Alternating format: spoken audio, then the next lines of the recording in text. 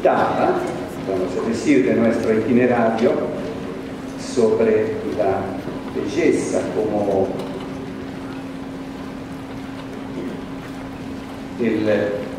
ayer hemos dicho, como el registro comunicativo para hablar de vocación, de vocaciones, y para suscitar en cada joven el deseo de hacer este camino, un camino vocacional. Un deseo que debería ser algo que no termina nunca, porque, como hemos dicho ahora, Dios, y según la teología de la pastoral vocacional, Dios es, porque la animación vocacional, la pastoral vocacional, no es simplemente la manera de buscar vocaciones. La pastoral vocacional tiene su teología vocacional. Y según esta teología, Dios resulta ser como podríamos, un animador vocacional, desde el punto de vista de la animación vocacional, de la pastoral vocacional. ¿Cómo podría definir a Dios? Es interesante, ¿no? Según la perspectiva de la pastoral vocacional, Dios, ¿quién es? No entiendo. Aquel que llama. El eternamente llamante. No solamente aquel que llama, Dios es el eternamente llamante.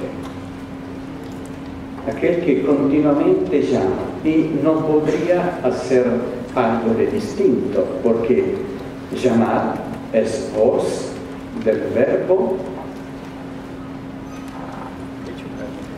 llamar es voz del verbo amar. Llamar no es simplemente una sugestiva interpretación, es teología. Dios es el eternamente llamante porque Dios es el eternamente amante. Quien ama, ¿qué hace? Llama. Si Dios te llama es porque tú eres precioso a sus ojos. Y te llama porque Dios está interesado a ti. Y te llama significa que te dice una palabra particular que nunca va a repetir a los otros. Esta palabra es solamente por ti. Es una profunda teología y espiritualidad. El animador vocacional no es simplemente uno que va por aquí, por allá, porque el obispo se ha recomendado que el seminario no es tan numeroso como el número de seminaristas. El animador vocacional tiene su espiritualidad y lo que hace lo hace exactamente porque vive esta espiritualidad, que es la espiritualidad que nos dice que Dios se debería definir así. Dios es el eternamente llamante, porque es el eternamente amante, porque es amor. Quien ama, llama. Si la persona no está llamada por nadie, significa que esta persona no cuenta nada por nada. Y entonces el llamado de Dios significa: tú eres precioso, tú eres mi criatura, y sobre ti y tu vida yo tengo un proyecto particular como expresión de amor. Esto es lo que el animador vocacional comunica, debería comunicar continuamente, siempre. Cada operación vocacional debería ser expresión de esta teología. Por eso hemos dicho ayer que hemos hablado del evangelio de la vocación, porque es una buena noticia esta. Dios te ama y te ama al punto de llamarte. Y esto lo hace cada día de tu vida. Podríamos decir cada instante de tu vida. No existe un instante de nuestra vida en el cual Dios no sea llamante. En cada momento Dios nos llama. Y esto es lo que el animador vocacional debería transmitir y comunicar al joven. Esta es una buena noticia. buena y bella, tremendamente bella.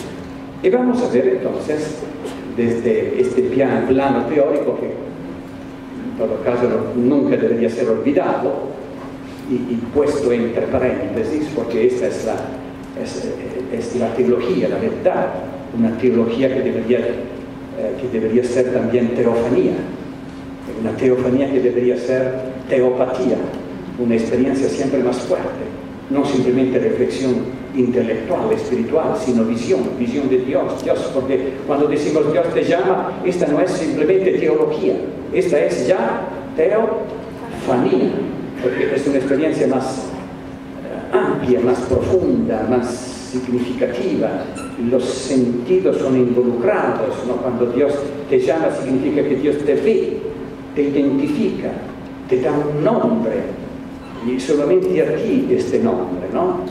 Y mueve tu corazón, es teofanía, es una visión que debería ser siempre más eficaz, llena de vida, llena de color, de calor, de luminosidad, misteriosamente luminosa, en el sentido que hemos dado ayer a la expresión misterio, que significa el exceso de luminosidad, esta maravillosa interpretación del misterio como fuente de luminosidad. Y hasta el punto que esta teología, que se convierte en teofanía, llega al punto de ser teopatía. Es teopatía cuando el joven dice, bueno, decido de ser así. Elijo esta perspectiva de vida. Esta es teopatía, porque teopatía, patos de Dios, significa que el joven está entrando entre los sentimientos y sensibilidad de Dios. La sensibilidad es patos, teología es logos, teofanía es eros, teopatía es patos. La teopatía es la actitud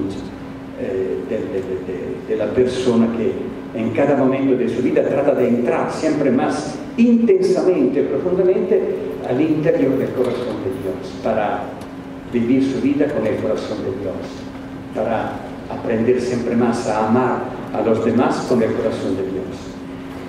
Bueno, ¿cómo podríamos traducir esta teología, teofanía, teopatía en pedagogía? Porque es bello hablar de la reflexión teológica o teofánica o teopática, pero debemos también traducir todo esto en itinerario concreto.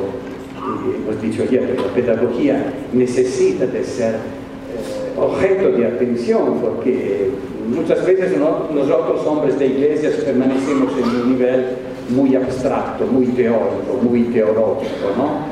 Y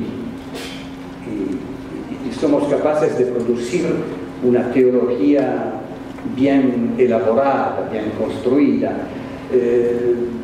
Somos débiles en el otro sector, el sector de la pedagogía. La teología está en perfectas condiciones de salud. Es la pedagogía que es débil, que es fraca. Hemos identificado el punto final, pero no hemos identificado todavía precisamente el itinerario que debería conducir a este objetivo final. Y nadie puede decir que la pedagogía no es importante. Es como la parente pobre de la teología. La teología es la cosa importante. La pedagogía no es simplemente una práctica, no. Una auténtica teología debe poder convertirse en pedagogía. Una auténtica teología debería poder ser dicha en términos pedagógicos. Si una teología no puede decirse, no puede convertirse, no puede ser traducida en términos pedagógicos, esta no es teología, no merece este nombre. La auténtica teología puede y debe ser dicha en términos rigurosamente pedagógicos. Esto es el desafío, ¿no?, de tanta pastoral, que no puede permanecer o de tanta homilética, de tanta catequesis, que lamentablemente se queda en un nivel muy abstracto teórico, suspendido en el vacío, mientras el pueblo de Dios duerme. Lo que pasa muchas veces en muchas iglesias católicas, italianas naturalmente. Aquí con la vitalidad mexicana es todo distinto. Bueno, entonces vamos a ver esta pedagogía de la belleza, lo que podemos decir sobre esto. Y sería el subtítulo, como pueden ver, todos logran de ver, ¿sí? Algunos ven en la fe, fe de confianza, ¿no? Y pedagogía de la belleza, que sería, que correspondería a lo que podríamos llamar evangelización de los sentidos, una expresión a la que soy particularmente aficionado, porque realmente la evangelización no es simplemente de un lugar lejos de donde vivimos. La primera evangelización es la evangelización de los sentidos. Sería un contradictorio, ¿no? Un creyente que cree a Dios con su mente, con su razón, con sus facultades intelectuales nobles, ¿no? Y no correspondientemente con sus sentidos son como abandonados a sí mismos, porque nunca han sido considerados objeto de formación. Y esto puede acontecer muchísimas veces en nuestra vida. Los sentidos no considerados lugar y contexto, objeto de evangelización. Vamos a ver. Si esta es la vía pulchritudinis, lo que hemos visto ayer, nos interesa ahora saber cómo recorrerla, o al menos si es una vía va recorrida, paso después de traspaso, ¿no? Y porque hemos dicho, me parece ayer también esto, que la belleza no es simplemente en el objetivo final, no será percibida solamente por aquella persona que supera todas las etapas intermedias y llega al final a la montaña, ¿no? No, claro que esta es experiencia profunda de belleza, ¿no? Teofánica, pero lo bello de todo esto es que la belleza puede ser experimentada también en los distintos pasos. Cuando una persona empieza este itinerario, bueno, cada paso es una sorpresa de belleza, cada paso es una experiencia nueva de belleza, cada paso es parte de esta vía pulchritudinis hacia la belleza suma, la belleza de Dios, el infinitamente bello. Entonces, si esta es la vía, nos interesa saber cómo recorrerla, o al menos especificar también en este aspecto algunas características de un camino que quiera llegar hasta ella, a la pulcritud, la belleza, para luego entender cómo proponer un camino vocacional bello y que permita llegar a la elección de algo bello y que haga bella la persona y su vida. Está todo conectado, ¿no? El animador vocacional como aquel creyente que ha hecho esta experiencia antes, ¿no? Que la repite cada día de su vida. El auténtico animador vocacional es la persona que cada día de su vida descubre su vocación. Es un llamado que se convierte cada día en llamante. Hay alguien que dice, la crisis hoy es de los llamados o de los llamantes. Es una pregunta interesante, ¿no? Y entonces él primero ha hecho este tipo de experiencia, y porque la experiencia de la belleza no puede ser privatizada, no puede ser escondida, no puede ser poseída, no puede ser muda, no puede permanecer en aquel nivel límbico de la suspensión en el aire, en un stand-by eterno, sino te pide de ser traducida. Entonces el animador vocacional es aquel creyente no encargado por el obispo o el superior o la superiora general, sino simplemente un creyente que ha hecho este tipo de experiencia, que siente dentro de sí que no puede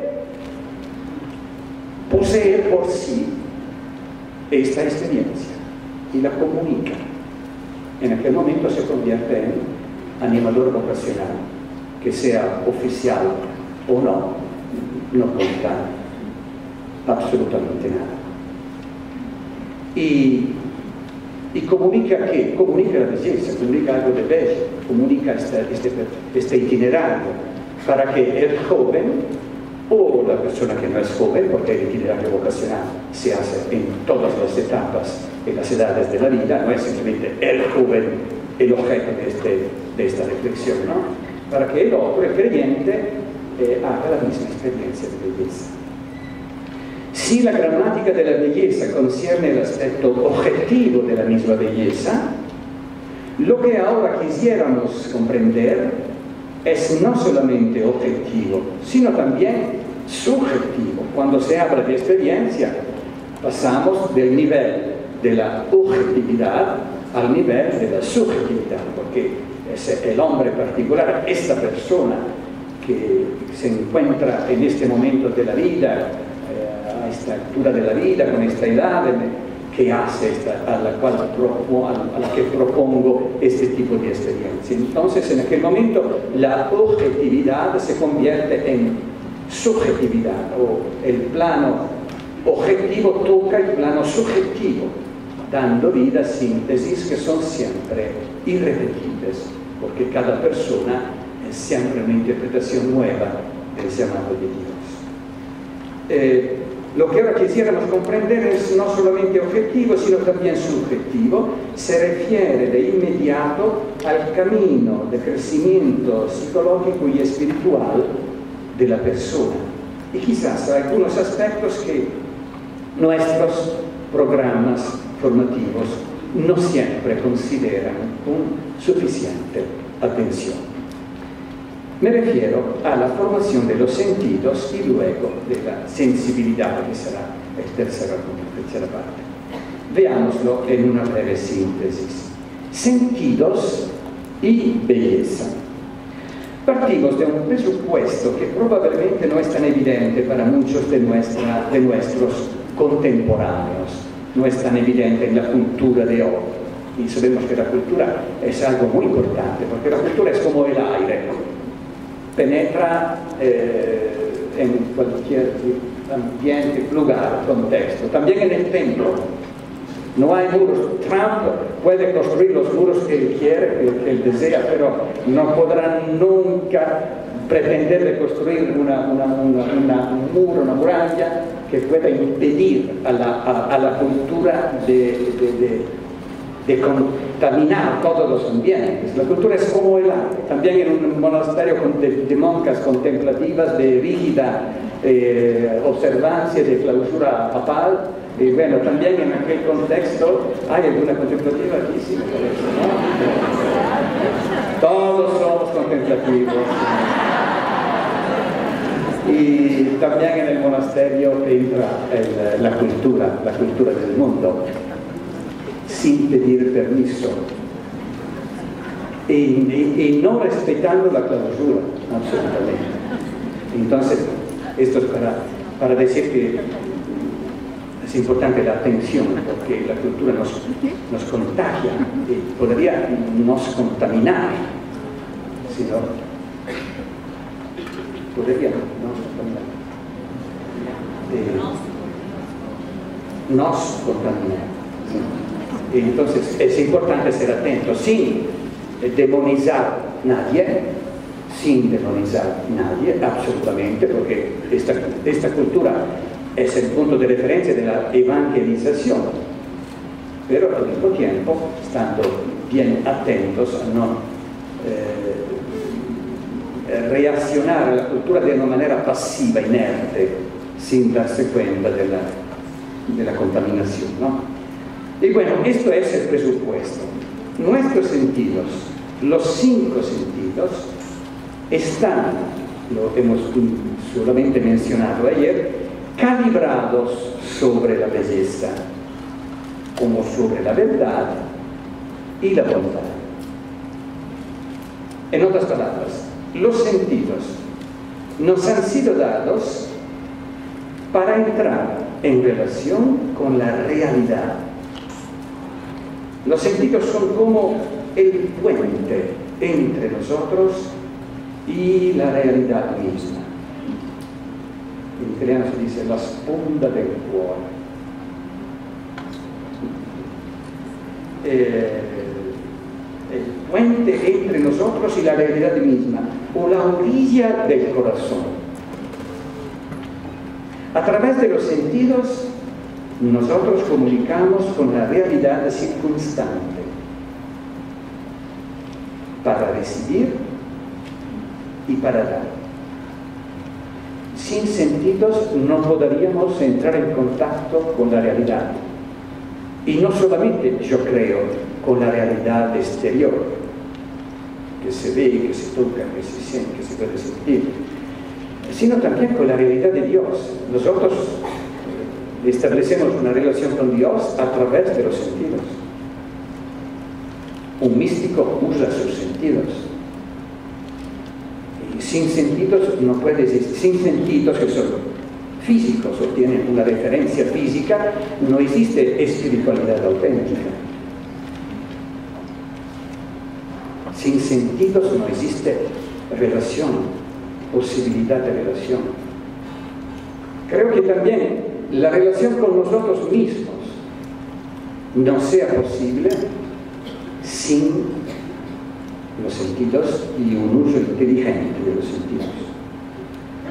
Entonces, los sentidos no son útiles simplemente para establecer una relación con la exterioridad que cae sobre la percepción sensorial, sino los sentidos son necesarios, indispensables para cada expresión de los otros. No existe nada sin los sentidos. Y, según la subrayadura, hemos dicho que estos sentidos no solamente nos han sido dados para establecer esta relación con la realidad material y espiritual, externa e interna, sino hemos dicho que estos sentidos nos han sido dados con una calibratura particular. Estos sentidos son como llamados, estamos hablando de vocación, ¿no? Y bueno, la vocación de los sentidos es como una atracción particular que los sentidos tienen como encarnada dentro de sí cada sentido hacia lo que es verdadero, bueno y bello. En este sentido hemos hablado de esta como instintualidad de los sentidos. Nuestros sentidos son atraídos particularmente no de una genérica realidad, sino de aquella realidad que nos ha sido dados para esto, para vivir, para realizar esta atracción hacia lo que es verdadero, bello y bueno. Son calibrados sobre la belleza, sobre la verdad, sobre la bondad. Pero esta atracción por la verdad, belleza y bondad no se da en un modo cualquiera, o con una realidad cualquiera, o como una potencialidad subjetiva neutra e indiferente al tipo de realidad y de objeto con los cuales entran en contacto. Más bien, nos es dado con una particular sintonía con lo que es verdadero, bello y bueno. Y esto porque el hombre como tal es naturalmente atraído por la verdad, belleza y bondad, aunque quizás no lo sabe o no le da su importancia. Pero en realidad todo ser humano es un peregrino de estas 3 realidades, siempre, para toda la vida. A lo mejor se puede equivocar en identificarlas, pero no puede negar esta instintiva atracción dentro de sí. Podemos además añadir otra observancia en cierta manera complementaria. Si los sentidos están calibrados con la belleza y a ella son originariamente orientados, es también verdadero que la belleza, para manifestarse y ser acogida, necesita de los sentidos. Entonces, tenemos esta atracción, los sentidos en sí expresan esta atracción por la verdad, la belleza y bondad, pero al mismo tiempo es verdad que estas tres realidades, y que la belleza en particular, para manifestarse y ser acogida, necesita de los sentidos. No solamente porque materialmente para ver, para sentir, para tocar, olear la belleza, necesitamos de ojos, oídos, corazón, manos, pies, sino porque la belleza no se revela automáticamente y por supuesto para todos y de manera unívoca y irresistible. Ya lo hemos recalcado, quién sabe cuánta belleza hay en el mundo, en este mundo de hoy, en esta cultura de hoy, también en esta cultura de hoy, en la iglesia, en nuestras familias, en nuestras comunidades. ¿Quién sabe cuánta belleza hay en todo esto a nuestro alrededor que nunca ha sido descubierta y apreciada, porque necesita de sentidos educados para ser reconocida? Sentidos no educados a reconocer la belleza, claro que no la reconocen.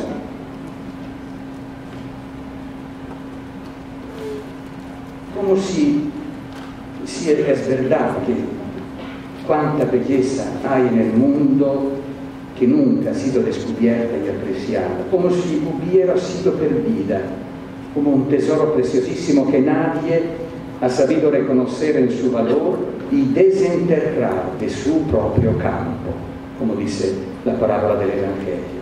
Este tesoro del hombre del Evangelio es la belleza, ¿no?, que otros no han reconocido ni descubierto. Un fruto saborosísimo que nadie ha recogido y que se ha marchitado. Vivimos sumergidos en la belleza, pero ¿quién se ha dado cuenta de ella? Es verdad que ella queda en cuanto tal, como lo sabemos, sin embargo, está el hecho que no la percibimos, no la valoramos, no la acogemos en nuestra vida, no la revestimos, no nos perfumamos de ella. Y somos feos.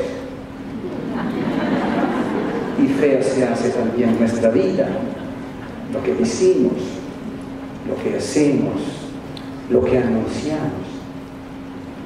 ¿Por qué el rechazo del Evangelio? Porque muchas veces no es Evangelio en el sentido de buena y bella noticia que hemos aprendido a dar, con sentidos evangelizados. O sea que nuestros sentidos no están en grado de percibirla. ¿Por qué? Primer punto, estamos perdiendo los sentidos. Un tiempo para mí era un interrogante. ¿Estamos perdiendo los sentidos? Hoy me parece que la pregunta se convierte en una constatación indudable y amarga acerca siempre de nuestros sentidos, los cuales son hoy, es extraño, porque de una cierta parte los sentidos hoy, nuestros sentidos humanos hoy, son sobrealimentados. Vivimos, en efecto, en una cultura en la que se llega por todas partes a verlo todo, a oír todo, a tocar todo, a oler todo, a experimentar todo, en tiempo real, todo, absolutamente todo, en una persona conectada con el mundo entero, con abundancia de información y contactos. Hoy más que nunca, los sentidos humanos, desde un cierto punto de vista, han dominado y están dominando la realidad, porque todo, casi todo, cae o puede caer bajo la percepción sensorial, alimentando una singular sensación de omnipotencia, la omnipotencia de los sentidos, celebrado hoy como nunca en una especie de delirio de los sentidos, como una borrachera sensorial. Y si los sentidos han perdido esta atracción, por esto es difícil animar, conmover, es difícil llegar al corazón del joven, tocar el corazón, ¿no? Este joven que siente de todo, ve todo, y al punto que no se ha perdido la capacidad de conmoverse frente a la sufrencia, frente al dolor del otro, frente al sufrimiento, frente a los dolores espirituales, los ideales de la vida. Es indiferente. La terrible enfermedad de la indiferencia.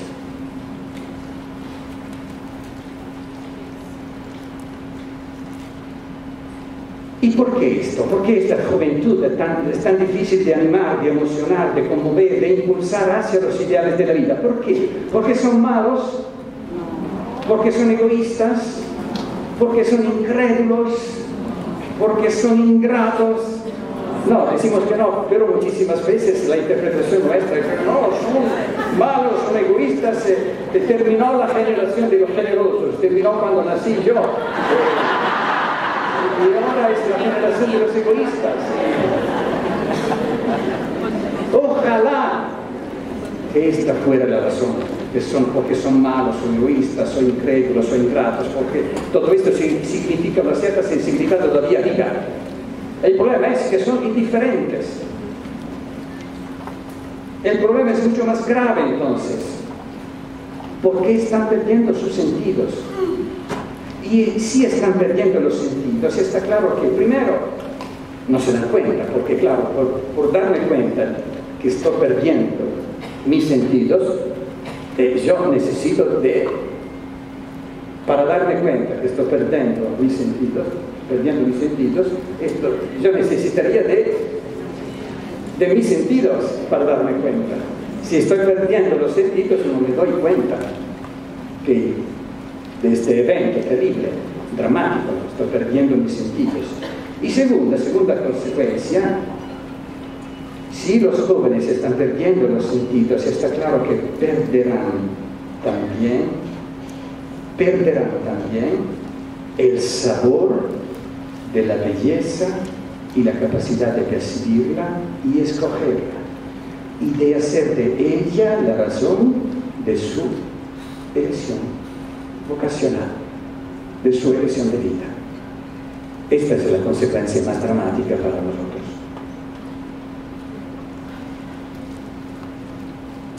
Por esto todo esto es ya pedagogía. Porque si es verdad que si los jóvenes, esta generación es tan difícil de animar, de emocionar, de conmover, y todo esto no es falta de generosidad. Bueno, el animador vocacional que sigue insistiendo sobre la virtud de la generosidad, está insistiendo sobre algo que no llega al corazón del hombre. El hombre si está perdiendo los sentidos, no siente todo esto como algo que lo hace sufrir. El problema es otro. Pedagógicamente la intervención debe ser otra. Cómo animar, cómo recuperar esta vitalidad, la vida de los sentidos, cómo educar los sentidos, cómo recuperar todo esto, cómo hacer para que el joven sienta la nostalgia de ser persona capaz de vibrar, de reaccionar, de gustar, de sentir la atracción por lo que es verdadero, bueno y bello. Tampoco se puede decir que los supuestos adultos, es también esto, ¿no? Porque tampoco se puede decir que los supuestos adultos son mucho mejor en este sentido. Lo que complica las cosas, porque la belleza se transmite solo por contagio de los sentidos. Y si incluso los sentidos de los adultos, así llamados, no brillan por vitalidad, el escenario se convierte en lúgubre y se pasa a compartir lo contrario, a compartir la indiferencia apática, el tedio existencial, la indiferencia ética, la eutanasia del espíritu, el deterioro del sentido estético. Esto es narcotráfico, que no es solamente la sustancia química, porque todo esto es anuncio de muerte, donde hay indiferencia apática, tedio existencial, indiferencia ética, eutanasia del espíritu, deterioro del sentido estético. Bueno, allí no hay vida. Como decía aquel adolescente, yo soy enfermo de mientite.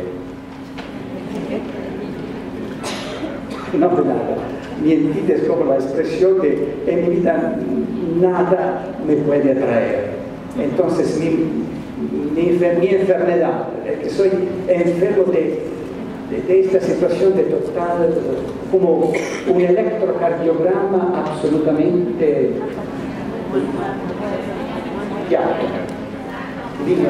lineal. Soy malado, enfermo de mientite. De la vida. Bueno, terminamos, vamos adelante.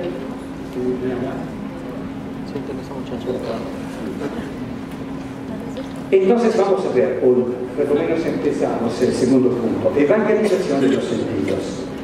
La evangelización de los sentidos.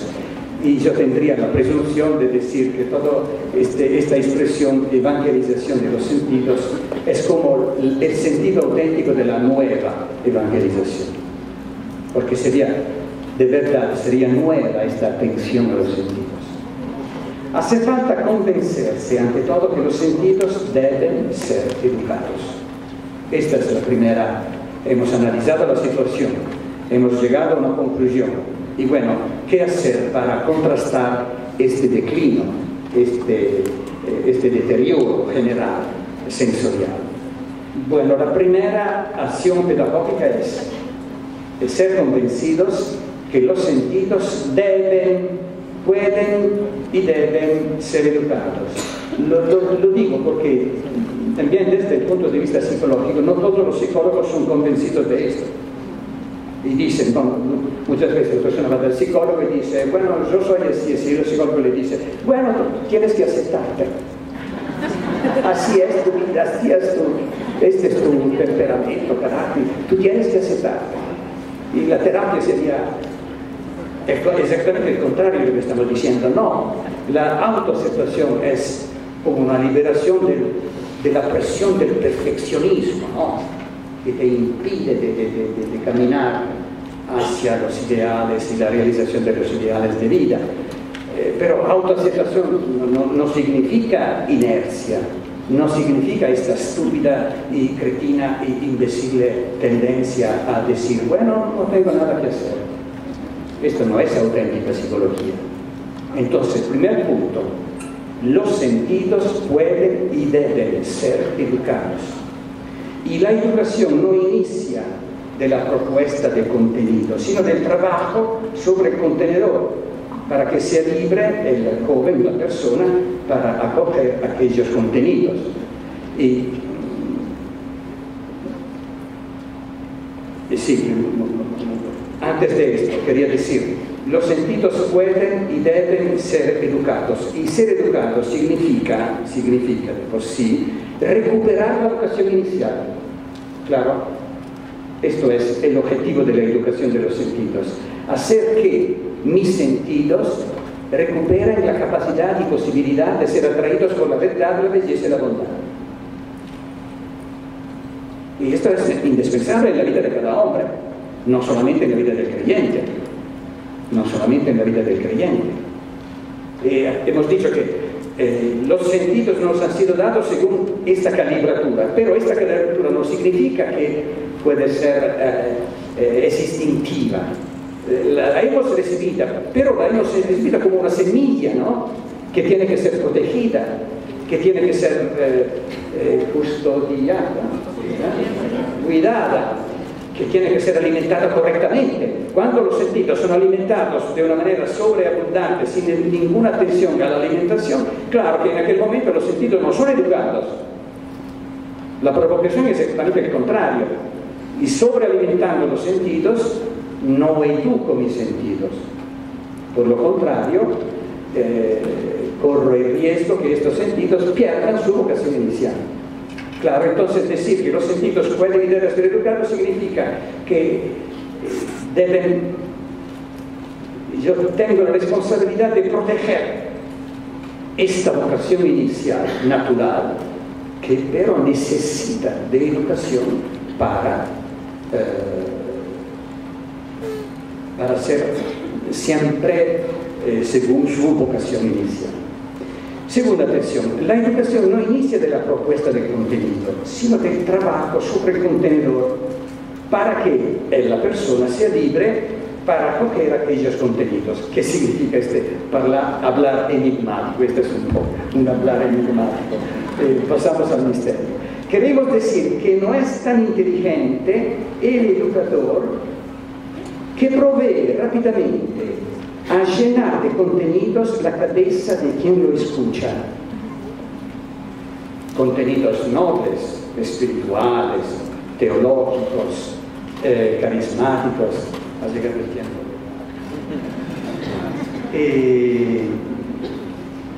¿Cómo sería la tentación? Un educador, ¿no? Cuando un joven presenta signos interesantes, positivos de alguna atracción que podría ser vocacional, inmediatamente lo carga de contenidos, la palabra de Dios, la participación en los sacramentos, el sentido de la vida, el sentido de la vocación, el sentido de virtudes cristianas, la generosidad. Bueno, claro que todo esto es bueno, claro, pero hay un problema. Si existe la situación que hemos descrito antes, bueno, yo tengo que pedirme a mí mismo, esta persona es en condiciones de sentir, de escuchar, de ver, de conmoverse, de ser atraído, de ser apasionado. Esta es la primera atención del educador inteligente. En este sentido, he dicho, la atención debería ser por el contenedor, la humanidad de la persona, y no inmediatamente por el contenido. Claro, vendrá el tiempo de los contenidos, claro, vendrá el tiempo. Claro que en cada momento hay también una comunicación de contenidos, pero la primera atención sería otra. Esta persona, los sentidos de esta persona, ¿en cuáles condiciones son? Son sentidos capaces de establecer un contacto con la verdad, con la belleza, con la bondad. Este joven es capaz de escuchar, está en grado de ver, es libre de establecer un contacto con la realidad, sabe dejarse tocar por la realidad y, por otra parte, dejarse sorprender por la realidad, ha aprendido a disfrutar de lo que es verdadero, bello y bueno, es capaz de llorar, es capaz de gozar, es capaz de apasionarse. Todo esto es el campo de los sentidos, de la sensibilidad. ¿A qué sirve transmitir los contenidos si antes no ha sido clarificado suficientemente la capacidad de acoger, la capacidad de ver, bueno, estos contenidos son contenidos maravillosos? Porque el joven, un cierto tipo de joven, no tiene dificultad a decir, bueno, si quiero ser aceptado por esta institución, tengo que repetir estas cosas, tengo que adaptar mi conducta a las reglas de este instituto, y tengo que aprender esto y esto otro, ¿no? Entonces, claro, la persona puede simplemente adaptar su conducta en la vertiente exterior de su humanidad, sin establecer un contacto particular de su corazón con los contenidos. Por esto la pedagogía dice, antes se educa, después se forma. Antes viene la educación. ¿Cuál es la diferencia entre educar y formar si hay diferencia. ¿Hay diferencia? Sí. ¿Todos convencidos? Sí. Me digan por qué. Educar, ¿qué significa? ¿Dónde está la diferencia? Poner el cimiento. Ah, sí, no eres lejos del reino de Dios. Educar, che deriva del latino, educere, non nel sentito di mei, no, educere significa sacar fuera. Che cosa sacar fuera? Sacar fuera la verdad de la persona. Y particularmente, ¿cuál verdad? La verdad de su humanidad, de sus dotes, de sus dones, de sus prerrogativas, pero sobre todo, todo esto es positivo, es exaltante y agradecido. Pero hay otra verdad que es importante sacar fuera, la verdad de la negatividad, la verdad de lo que impide a la joven de abrirse a la realidad, la verdad de lo que bloquea, ¿no? De alguna manera, el joven para abrirse en esta relación con la realidad entera, ¿no? Porque todos nosotros tenemos en nosotros algo que constituye como una barrera hacia la realidad exterior, ¿no? Tenemos miedo, cuánto miedo en nuestra vida, cuánta sospecha, cuánta actitud miedosa, ¿no?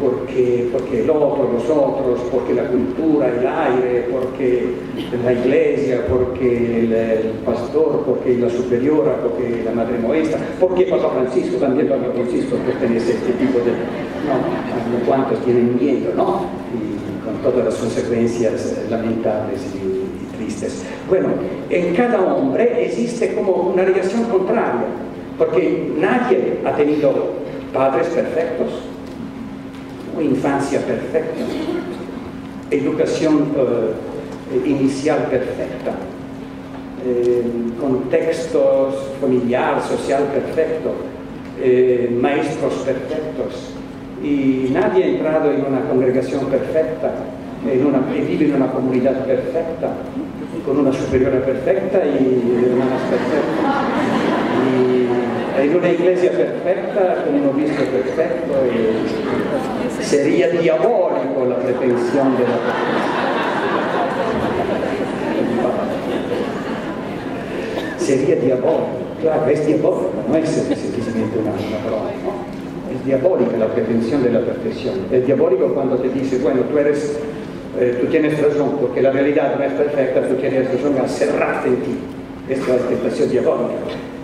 Entonces, la tarea del educador es de identificar lo más pronto posible, identificar esto, lo más rápido posible. ¿Por qué? Porque lo que nosotros llamamos la inconsistencia central, que no es un pecado, no es algo que la persona hace con la conciencia de lo que está haciendo. Es como el residuo de un pasado que no ha sido perfecto, que naturalmente puede haber creado en la persona estas resistencias, como una rigidez, como miedo del otro, que impide a la persona de ser abierta a la realidad, a la verdad, a la belleza, a la bondad. Entonces el educador inteligente trata inmediatamente de dar un nombre a la inconsistencia central. Cada uno de nosotros tiene esta inconsistencia central. Sería muy bueno que en la carta de identidad, donde está el nombre, apellido, lugar de residencia, profesión, dirección, bueno, criptado, naturalmente criptado, cuál es la inconsistencia sin nombre. Claro que es verdaderamente importante, porque la inconsistencia es como una célula cancerígena. ¿Y qué hacen las células cancerígenas cuando no son detectadas en tiempo? Contagian las otras células, hasta alrededor de sí, ¿no? Y esto es lo que hace la inconsistencia. No es pecado, pero podría producir en mi vida consecuencias muy negativas. Y esta inconsistencia es como una parálisis que te impide de ver, te impide de escuchar, impide tu corazón de conmoverte. Y entonces tenemos el joven, porque el maestro le ha dicho que, bueno, el buen novicio, el buen postulante, ¿no? El buen postulante hace la meditación, entonces cada mañana su meditación, pero su corazón no se conmueve. ¿Y qué sentido ha la meditación sin conmoción? ¿Y qué sentido ha la oración sin conmoción? ¿Y por qué la persona no se conmueve? Y la persona dice, bueno, porque yo soy, mi naturaleza es más, yo expreso mi naturaleza en hacer algo. Yo no soy como aquellos que permanecen en la iglesia a meditar, a orar, que no, yo tengo otro tipo de personalidad. Mecanismos defensivos, ¿no? Que nos impiden de ver la verdad. Entonces, ¿cuál es el sentido de todo esto si la persona no ha sido ayudada a identificar el sentido de todas estas acciones nobles, ¿no? Si la persona no ha sido ayudada a identificar lo que le impide de establecer un contacto real con la belleza, estamos hablando de la belleza de Dios, de su palabra es maravilloso el hecho de que cada mañana puedo establecer esta relación con Él. Y bueno, pero la persona si no se conmueve es porque tiene esta inconsistencia central, impide a sus sentidos de vivir esta relación directa con la belleza. Y entonces el educador inteligente trata de ayudar verdaderamente al joven en la medida en la que lo provoca, lo provoca a identificar cuál es mi inconsistencia central, esta célula cancerígena que vive dentro de mí y que es todo mi interés descifrar. Darle un nombre. No es suficiente decir ora pro nobis peccatoribus, golpeando el pecho como San Jerónimo, ¿no? Es porque dálmata solo, ¿no? Decía San Jerónimo. Es demasiado genérico. Ora pro nobis peccatoribus, todos en coro, ¿no? No, es necesario dar un nombre. Nominar mi inconsistencia central se llama así y así, tiene estas raíces, se expresa de esta manera, me impide de vivir una auténtica relación con Dios. En algunas veces la inconsistencia contamina la imagen de Dios y crea en la persona una imagen de Dios que no corresponde a la auténtica imagen de Dios, aquella revelada por Jesús. Esto puede ser la inconsistencia, porque la inconsistencia cuando existe, si existe en la persona, bueno, la persona se la lleva siempre consigo mismo, ¿no? No es que cuando la persona entra en la iglesia para orar, se libera de su inconsistencia. No, la inconsistencia disturba, contamina mis momentos de oración. ¿Cómo contamina mi relación con los otros? Claro. Determina como el proceso que nosotros llamamos de la distorsión perceptiva. Crea expectativas irrealísticas. Contamina también la imagen de la vocación.